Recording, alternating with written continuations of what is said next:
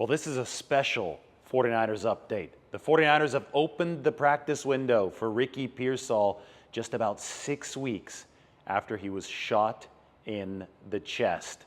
Ricky definitely looked excited to be out there on the practice field, and George Kittle and Fred Warner even appeared to have him break down the pre-practice huddle.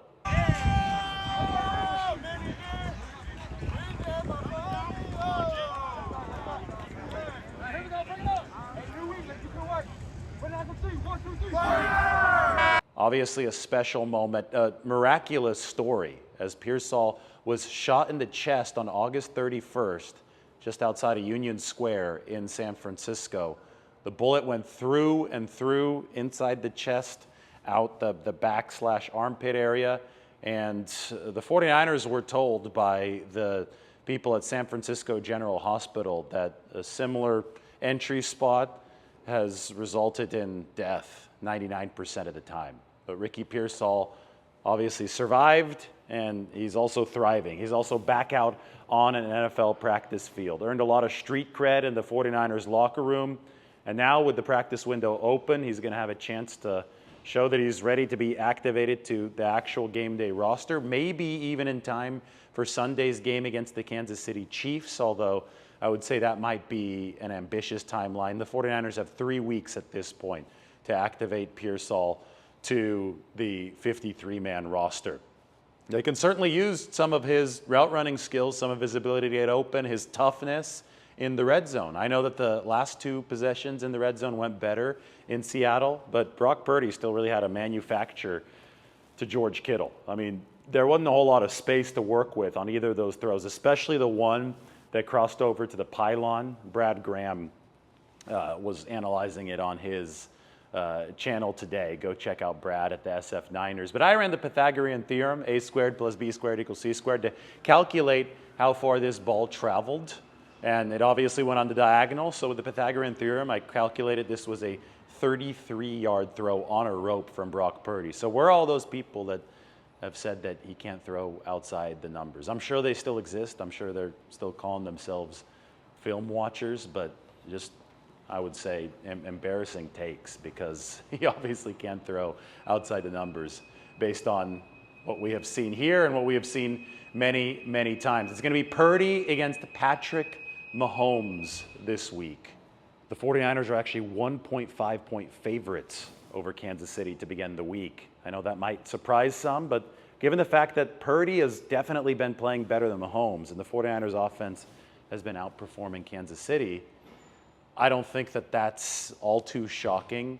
It's really been the special teams that has held the 49ers back the most. That was obviously the case on Thursday night in Seattle. But the 49ers did have a mini bye that appears to have made their roster healthier. They've had a chance to heal over that time. Today at practice, we saw Jordan Mason out there, but he was in a blue non-contact jersey. He's got the AC shoulder sprain, so that's a day-to-day injury. The fact that he was out at practice, though, is good news for the 49ers. Demetrius Flanagan-Foles was back out at practice for San Francisco, which is a nice return. That they've been missing him here for a little bit, so that helps fortify the linebacker position. Remember, last year in the Super Bowl, Kansas City picked on the 49ers linebacker position after Dre Greenlaw went out. I think it was Oren Burks who was in there as a guy who had to cover a lot in the Super Bowl. Kansas City targeted him 9 times. There were 9 completions in his direction. So it's really important for the 49ers to be as healthy as they possibly can be at that linebacker position.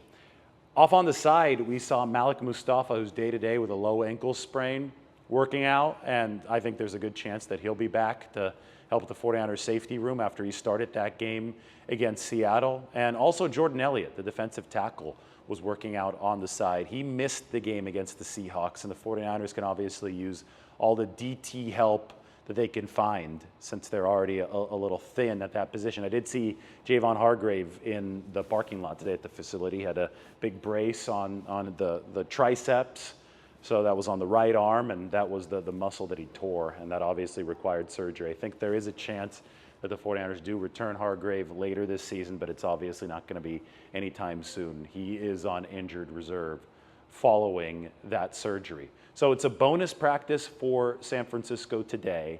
Players' day off tomorrow, and then Wednesday, Thursday, Friday, practice for the game against the Chiefs, which is going to be here at Levi's Stadium. We'll see if Ricky Pearsall is part of that mix for the 49ers. Probably not, but you can never say never. Obviously, already a miraculous situation just to get Ricky Pearsall to this point. And with Warner and George Kittle allowing him to break down the huddle, you can see how much this can boost the 49ers just from a morale perspective. The fact that Ricky Pearsall survived and then was able to recover and get to this point has been a morale boost to the 49ers. Obviously something that's generated a lot of respect in the San Francisco locker room. But you look at the matchup against the Chiefs here at Levi's, speaking of morale boosts, speaking of, things that the 49ers as a team need to try to overcome. This Kansas City Chiefs team has now beaten them twice in the Super Bowl. They also came here into Levi's Stadium and won in the 2022 regular season. That game ended up getting out of hand. It was close early in the fourth quarter, but things unraveled for the 49ers. They were unable to stop the run in that game. The defense really struggled. Mahomes put up 40+ on San Francisco. Defense seems to be playing a lot better, and they won't be coming off of a short week this time. They'll be coming off of the mini bye. Now, Kansas City's coming off the full bye, and I'm sure that a lot of people will be talking about how good Andy Reid and the Chiefs are coming off that bye week, but I think this does line up to be such a tantalizing test.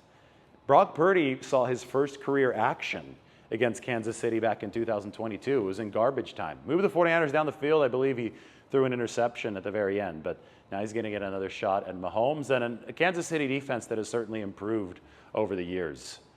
I look at the DVOA rankings. 49ers are number 5, Kansas City's number 4, but the 49ers have a higher ranked offense and defense than the Chiefs. 49ers, I believe, are number 3 offensively, number 5 defensively, or 4 and 5. Kansas City is 8 and 9, but Kansas City's special teams is number 14, and the 49ers are all the way down at number 31. So obviously something that the 49ers have to improve.